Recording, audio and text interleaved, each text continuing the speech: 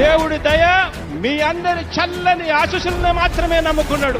ఆ మంచి చేసేవాడిన నమ్మకం ప్రజలకు లేదు, ఆ ప్రజలకు నమ్మకం లేదన్న సంగతి నీకు తెలుసు కాబట్టే లక్షల సంఖ్యలో దొంగ ఓట్లను చేర్చే పనిలో పడ్డావు.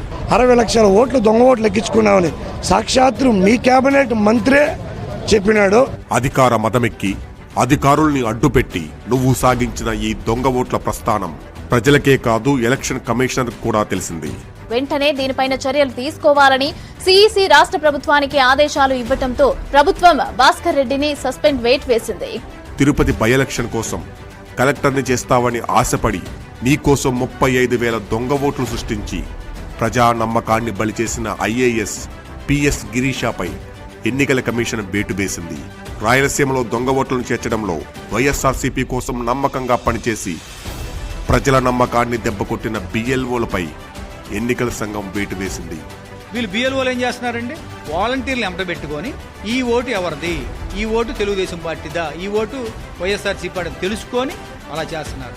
ఒకే డోర్ నెంబర్ మీద దొంగ ఓట్లు, 0 డోర్ నెంబర్ మీద దొంగ ఓట్లు, డిగ్రీ లేకపోయినా గ్రాడ్యుయేషన్ ఓట్లు. అందరు 7th 10th అంత చదువుకున్నారు. ఇలా 5 ఏళ్లలో అధికారం అడ్డు పెట్టుకుని దొంగ ఓట్లతో గట్టెక్కిన 2024 ఎలక్షన్స్ కోసం దొంగ ఓట్లు రెడీ చేసుకున్న వాటి పని పట్టడము, వాటితో పాటు ఎలక్షన్స్ లో నీ పని పట్టడము తప్పదు. ఓడిపోవటానికి సిద్ధంగా ఉండు జగన్.